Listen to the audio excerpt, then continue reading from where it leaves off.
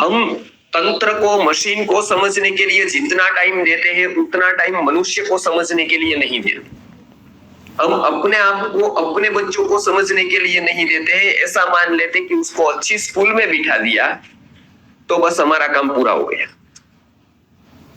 अच्छी स्कूल में जाएगा, ओके, तो वो अच्छा बन जाएगा। लेकिन ऐसा नहीं, क्योंकि वो पूरी प्रोसेस यहां से होती है।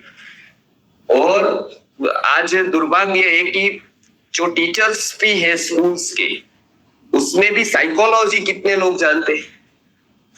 बच्चों की परवरिश की, मशीन चलाना जानते हैं सब लोग, कंप्यूटर चलाना जानते हैं, मोबाइल चलाना जानते हैं, लेकिन मन को चलाना कैसे जानते। और व्यक्ति को शिक्षण देना है तो क्या आना चाहिए? मन को चलाना। उसको क्या कहना है, क्या नहीं कहना है, किस तरह से हमारा उसके साथ व्यवहार होना चाहिए, वो सबसे प्रमुख बात है।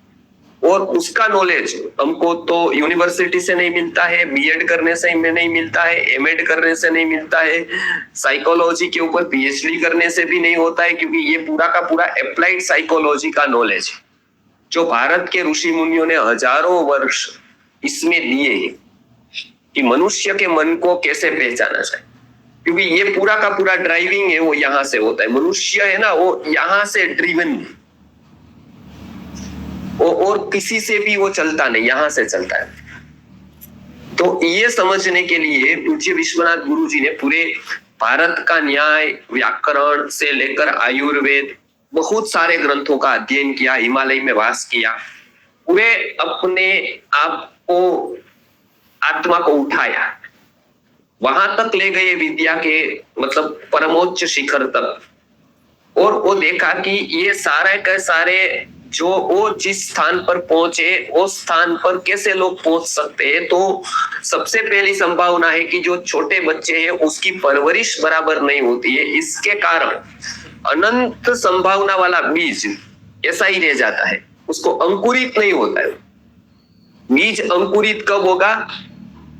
जब उसको पानी मिलेगा, जब उसको जमीन मिलेगी, जब उसको ऋतु मिलेगी। ये चार होगा तब वो अंकुरित होगा। ये चार नहीं मिलेगा, चार में से कोई एक नहीं मिलेगा तो वो अंकुरित नहीं होगा। तो वो वटवृक्ष की संभावना होगी, वटवृक्ष नहीं होगा। बच्चों में भी ऐसी अनंत संभावना है, लेकिन हमारे घर का वातावरण उस प्रकार का नहीं है। हमारी एजुकेशन सिस्टम ऐसी नहीं है कि उसको अंकुरित कर सके हम। तो उसको हमको पहले सुधारना है, पहले भारतीय रीति के अनुसार उसको बनाना है। इसके लिए पहले हमको अध्ययन करना है, पहले हमको सीखना है। बायोलॉजिकल रूप से माता पिता कोई भी बन सकता है, अपोजिट जेंडर चाहिए, बाकी का काम दो में से एक भी नहीं करता है, कुदरत करती। बायोलॉजिकल पेरेंट्स बनने के लिए, साइकोलॉजिकल पेरेंट्स बनने के लिए सारा काम हमको करना पड़ता है। ये दोनों में बहुत बड़ा डिफरेंस है। हम बायोलॉजिकल तो बन गए माता, तो भैया अभी जो थे महानुभाव महोदय, उन्होंने बताया कि धर्मो ही तेषाम अधिको विशेषो धर्मेण हीना पशुभिः समाना। वो चार आहार निद्रा भय मैथुन, वो तो चार का जीवन क्रम हम लोग जी रहे। उससे ऊपर की बात जो बतानी है वहां से धर्म की शुरुआत हो। और बहुमारा तातरे प्राज्ञ भक्तान भागवतान यह जैसे बताया है भागवत में, उसकी शुरुआत हमको उसी से करनी है, कौमार अवस्था से।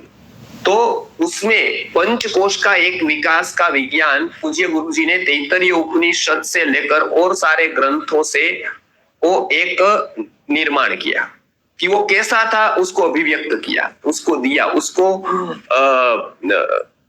बता सकते कि फॉर्मेट किया था ही, पहले उसको फॉर्मेशन दिया, फॉर्मेट किया उसको। तो बच्चे का सबसे ज्यादा जो डिसीजेस होते हैं शरीर के स्तर पर, शारीरिक विकृतियां, वो 0 से 5 साल में, 0 to 5 years में उसका शरीर का स्वास्थ्य पूरा जीवन का कैसा होगा, वो पूरा का पूरा 0 से 5 years में निश्चित होता है। पहला